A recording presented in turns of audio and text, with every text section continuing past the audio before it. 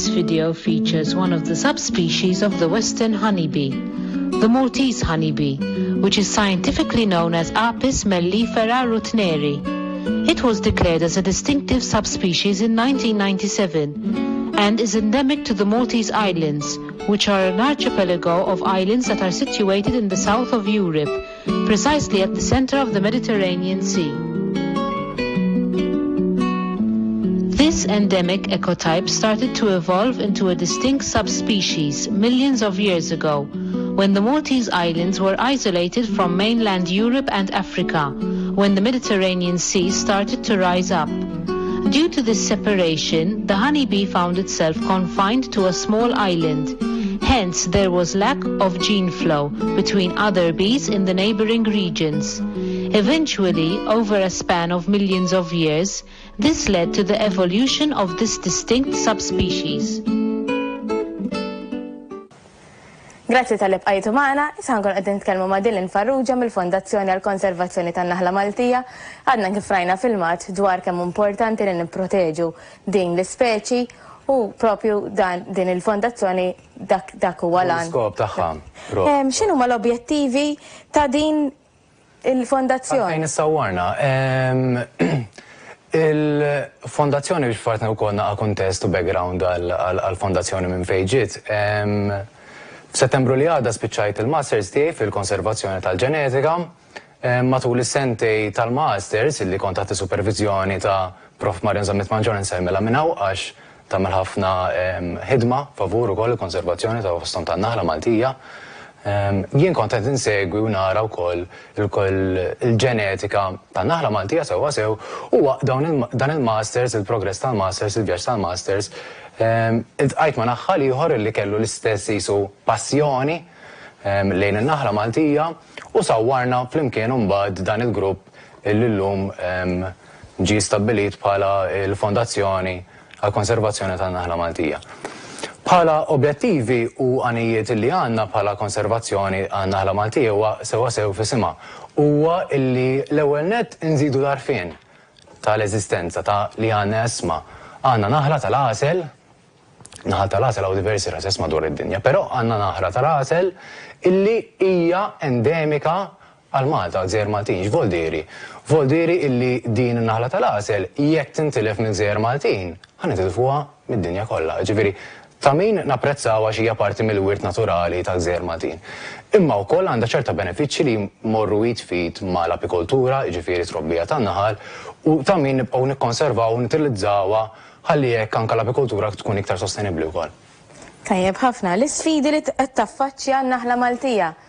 L-isfidi, hemm diversi sfidi li sfortunatament jikkaratterizzaw in-Naħla Maltija u diversi wkoll organizmi flora u fauna f'Malta u barra minn Malta li huma endemiċi u li sfortunatament jekk ma nieħdux ssibhom jista' jkun iwassal biex dawn jintilfu. Sfidi li nsibu fl-apikoltura u globalment ġifieri sewwa qed nitkellmu wkoll lokalment tajjeb għall-każ ta' Gżejjer Maltin. Insibu l-ewwel nett il-frammentazzjoni tal-ambjent. Sfortunatament qed naraw ħafna urban sprawl u għaldaqstant din tnaqqas naturalment ir-riżorsi milli nsibu.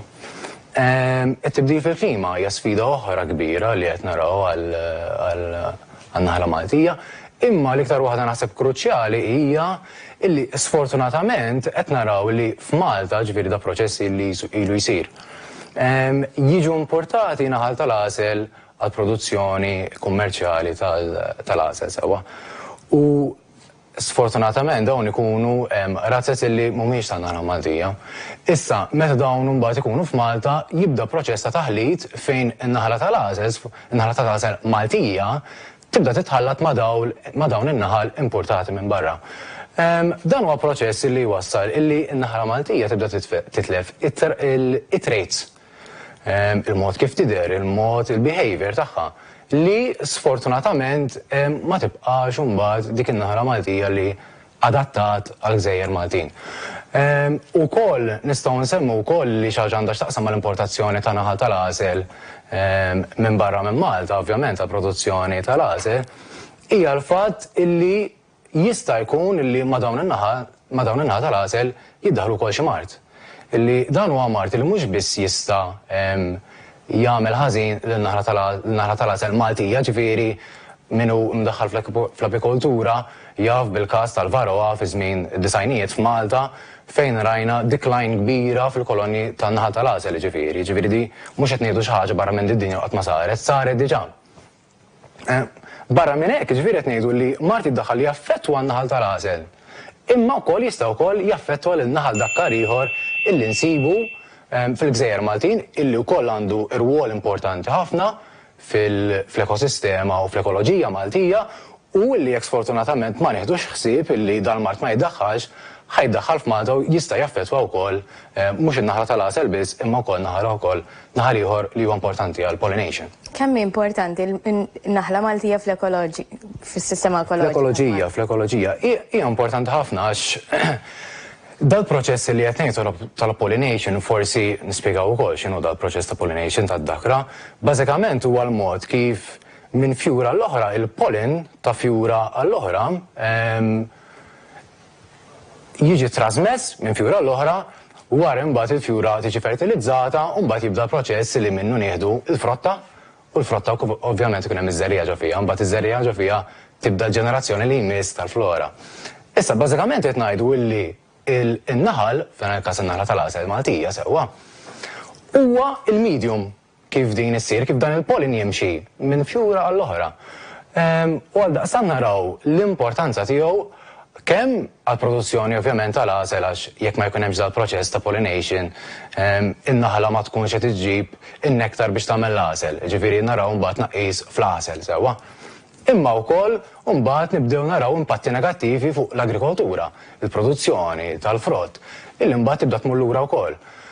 Illi sfortunatament forsi f'Malta għadda mhux qed naraw daqshekk, imma barra minn Malta naraw każijiet fejn litteralment il-bdiewa jkollhom iġibu beehives ħalli jkun hemm dal-proċess ta' pollination għax mingħajru ma nagħmlu xejn f'termini ta' produzzjoni tal-frott u tal-ikel.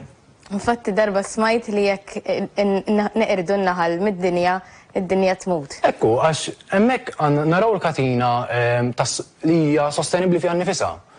Illi mbagħad biex inneħħu hemmhekk, nżidu hemmhekk naraw il-katina li ftit l-ekoloġija tibda tintilef u mbagħad hija diffiċli li nerġgħu nġibuha kif kienet. Għalkemm nista' nagħmlu kull mezz possibbli kif kienet qatt ma nerġgħu nġibuha. U nkunu qed nitlu fi spejs addizzjonali kbar biex nerġgħu nippruvaw nirkupraw dawn il-proċessi li qed insemmu hawnhekk. Inizjattivi li għamiltu jew inkella li qiegħda tagħmel din il-fondazzjoni? Iva, ovvjament il-grupp u issa l-fondazzjoni li sawwarna flimkien għalkemm għandna limitajiet għax għadna fl-istadju bikri tal-fondazzjoni, xorta qed nagħmlu l-almu possibbli biex nagħmlu diversi inizjattivi li kemm inkomplu nżidu l-għarfien u anke konservazzjoni tan-naħla Maltija.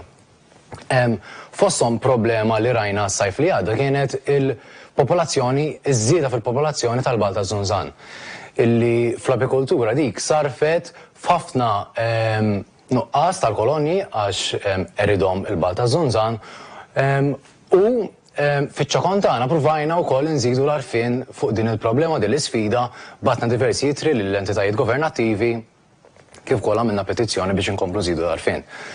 Kampanja oħra li għamilna kienet semmejnija Pollinatives, fiha konna qed nikkooperaw ma' 10 Trees Project, nsellimnu minnaw is-sur Reid Ringat li għana ħafna, konna tinħajru l-segwaċi tagħna biex jikkontattjaw il-10 Trees Project sabiex jakkwistaw flora, żerriegħa ta' flora jkabruha huma li din mbagħad tista' sservi ta' ikel għad-dakkara fosthom in-naħla Maltija.